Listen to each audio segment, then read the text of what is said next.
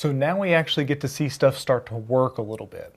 We're going to use, in this case, some switches out here to simulate bare metal hosts. What we're going to do is we're going to have each one of these switches with routed ports towards our ACI fabric. So over here we have, switch 2.1 on port 335. I'm going to have the IP address 192.168.200.5/24. On this side, we're going to have port 342 with IP address 192.168.200.6/24.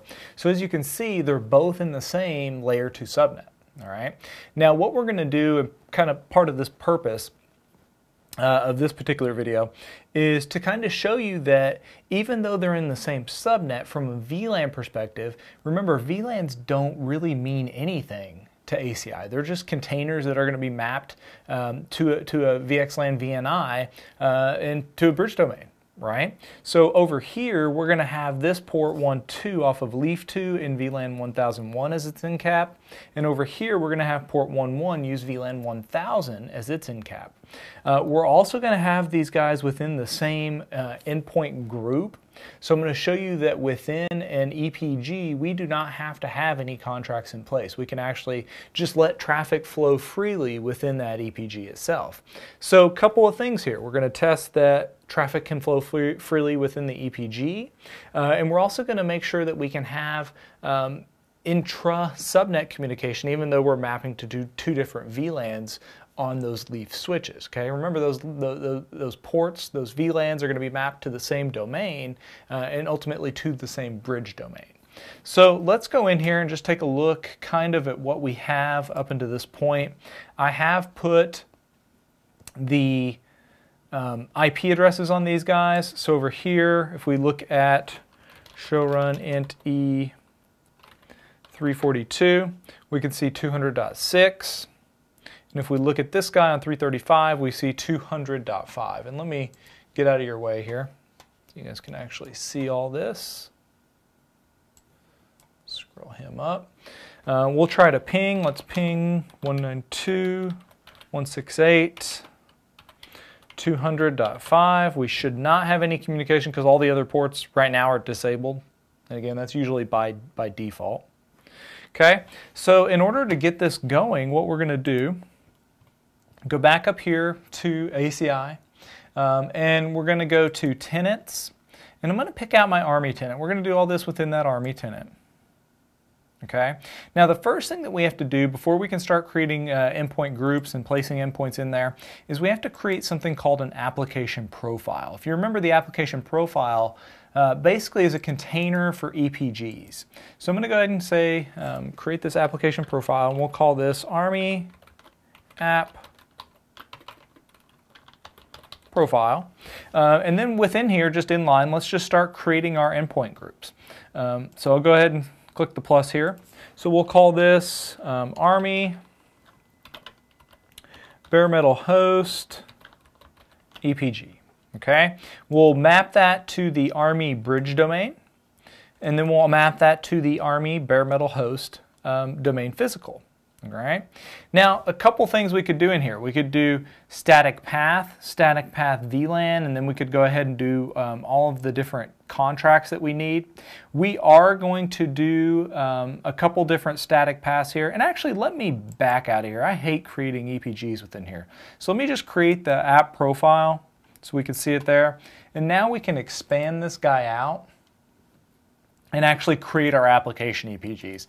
I hate kind of how they constructed that. So what I'm going to do, because I wanted you guys to see specifically this intra EPG isolation. So we're going to go ahead, now we'll create our EPG. We'll say Army BMH EPG.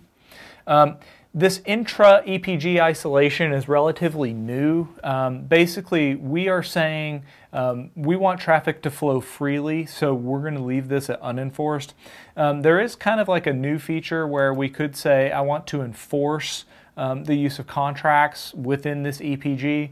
Kind of think of it like private VLANs.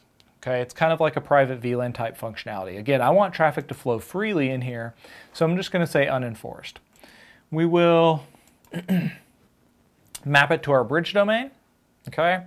And we're not going to do anything with the VM domain profiles, but we are going to go ahead and statically link with a path. So I'm going to go ahead and check this box here and click Next. And then within here, we're going to map that to a physical domain, and I'm going to go to a path. Okay, I'm not going to say an entire leaf is mapped. I'm going to map a path. So I'm going to go ahead and click the plus here. And we'll say the path is going to be node 1, E11. Okay, it's going to be untagged, so we have three choices here. We can say it's a trunk and basically expect to receive VLAN tags. We could do an access port. Basically, this is like native VLAN, so we'd be expecting untagged traffic within a specific VLAN. Or as we're going to do, we're going to just expect untagged traffic.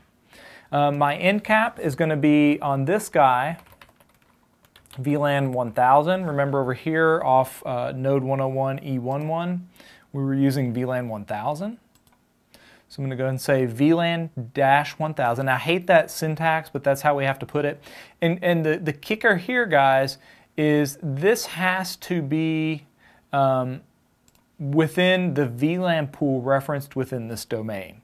So remember, we were only doing 1000 and 1001.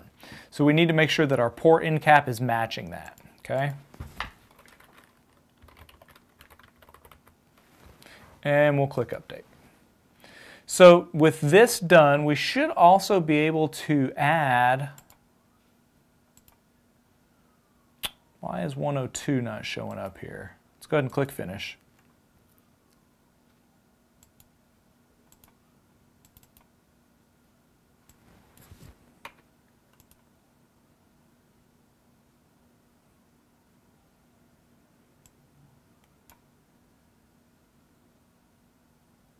Let me cancel this.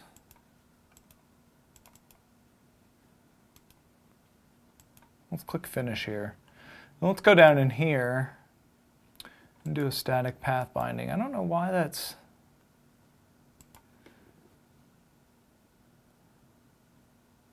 So we're going to do a port, leaf 1, port 1. End cap is going to be VLAN 1000. We're going to deploy immediately rather than on demand, and we're going to do untagged. That's fine. Again, I don't know why. Some of those interfaces are still a little bit hinky, but this one seems to be working. This is how I normally do it. I was trying just to do everything kind of in line before. We'll go ahead and click Submit here, and then we'll do another static path binding. So we'll say port. And then off leaf 2, remember off leaf 2 we're port 1.2. So we'll come over here and we'll say 1.2. This is going to be VLAN 1001. We're going to deploy immediately, untagged, and submit. So notice now that I've got node 101, port 11, node 102, port 12, VLAN 1000 and 1001. So this diagram has been fulfilled. Okay, so if we look now, we should be able to see endpoints within here. So if we go down, let's go to operational. Notice we are seeing one endpoint show up. There we go. Now we see both. So if we look, let's scroll this over, we see .5 and .6 off of those respective ports. I like to kind of move these around to where it makes sense to me. So we see MAC addresses, we see endpoints, we see IP addresses. So everything looks good there. Let's actually go over here. Let's ping 192.168.200.6. And we should, and we do get a response now. Okay, so now we have IP reachability, again, across the ACI fabric. So in order for these two to actually communicate, we're sending up to here, and it's going across the ACI fabric and down over to there. Now what's cool is we could now, let's SSH to one of our leafs. So let's say new session. We'll go to leaf 1.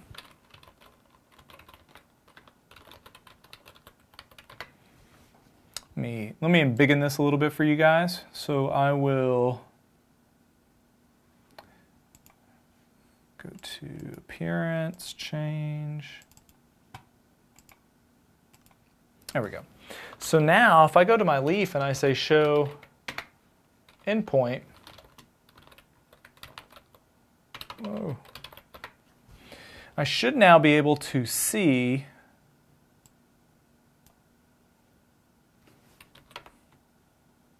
it's a little bit cleaner. Let me made the font too big. It's a little bit, but let me decrease it a little bit. I personally have some aversion to that. I apologize.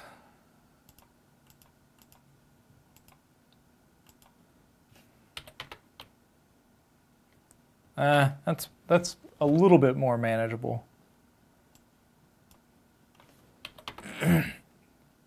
There we go. So notice we can see our two endpoints. I've got the Army VRF prod, VLAN 1000. We have .5 over here. If I were to go to my other switch, which was leaf 2,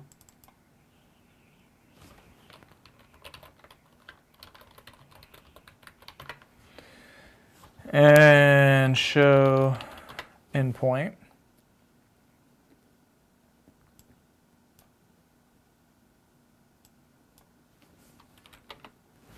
notice over here we can see, so over here we could not see the VLAN for, notice .6, we don't have any VLAN identified there.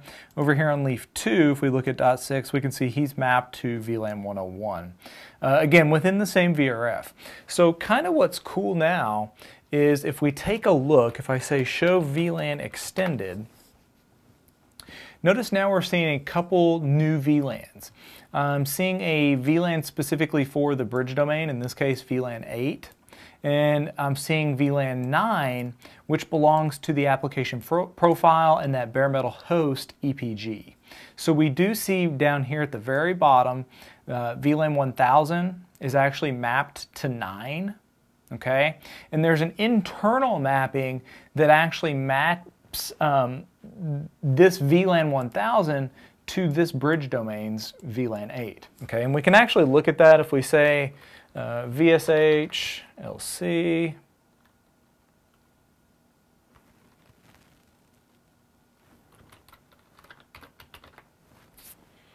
And we look in here and we'll say show system internal ELTMC info VLAN access incap VLAN 1000 and 1000.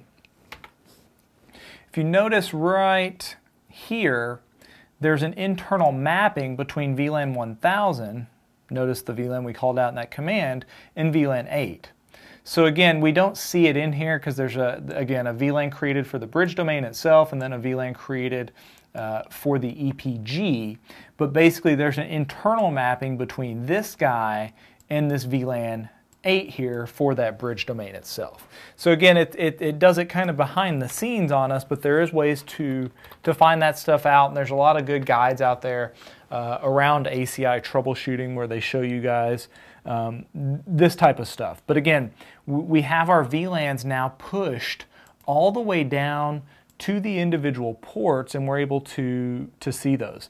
We should also see, if we take a look at the show IP interface brief, remember where I said they would actually create a VLAN or a pervasive gateway? And a lot of times you'll hear this called the IP Anycast gateway.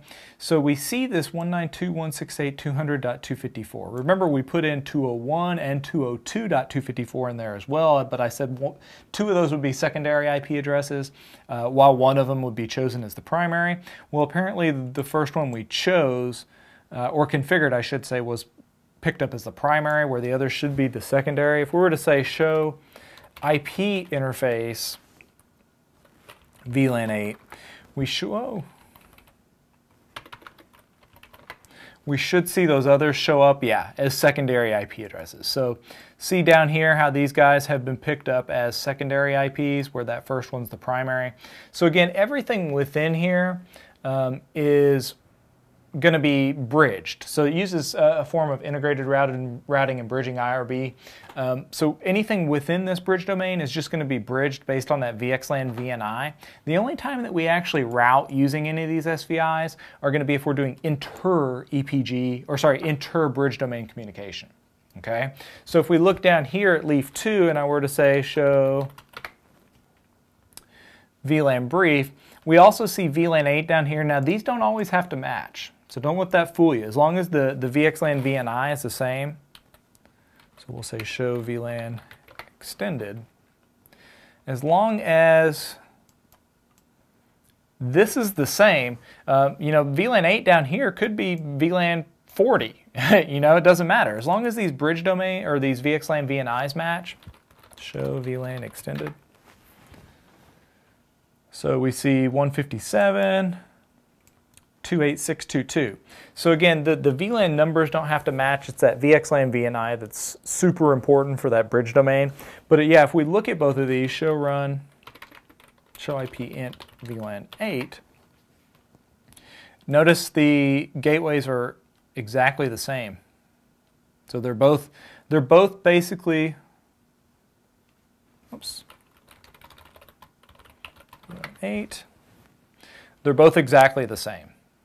All right, so they're both basically able to route for any of those subnets local at the individual leaf. And I found that fascinating when I was first looking through a lot of the VXLAN stuff. Is this pervasive IP anycast gateway.